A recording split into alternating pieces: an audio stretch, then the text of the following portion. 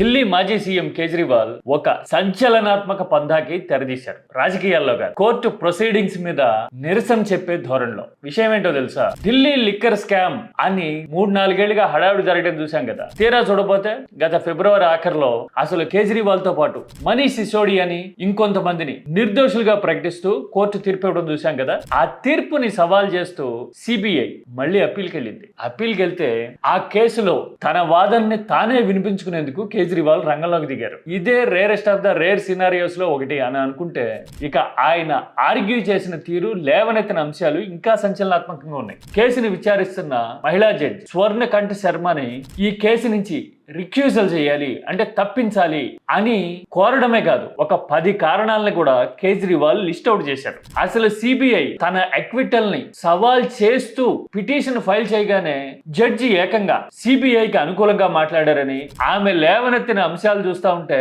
ఆమె ఎంత బయాస్డ్ గా ఉన్నారో అర్థమైపోతా ఉంది. ఆమె సిబిఐ తరపున వకాల్తా పుచ్చుకున్నట్టుగా మాట్లాడారు. ఇంత బయాస్డ్ గా ఉన్న జడ్జి గనక కేసు విచారిస్తే ఫలితాలు ఎలా ఉంటాయో ఊహించడం కష్టం కాదు కదా అని చెప్తూ 55 నిమిషాల పాటు కేజ్రీవాల్ కోర్టులో తన వాదన వినిపించారు. 10 అంశాలు లేవనెత్తారు.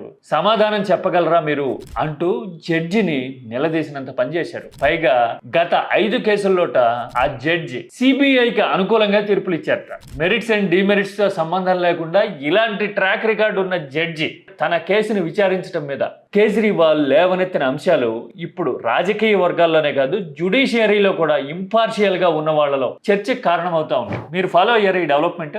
అంటే ఇందులో 2 అంశాలు. లిక్కర్ స్కామ్ జరిగింది అంటూ ఆరోపణలు చేసి రాజకీయంగా దెబ్బతీయడం ఒక విషయం అయితే, ఆ కేసులో క్లీన్ చిట్ వచ్చిన తర్వాత కూడా సిబిఐ మళ్ళీ రంగంలోకి దిగి విచారణ మొదటి నుంచి చేయాలి అన్నట్టుగా ప్రొసీడింగ్స్ మొదలు పెట్టేసరికి కేజ్రీవాల్ ఈ రకంగా రియాక్ట్ అయ్యారు. ఇలాంటి పరిణామాన్ని ఎలా చూడాలి? జ్యుడిషియరీ, పొలిటికల్ సిస్టమ్ ఎలా పనిచేస్తాయి ఇండియాలో అని చెప్పడానికి ఇది ఒక లేటెస్ట్ ఎగ్జాంపుల్ అనుకోవాలా?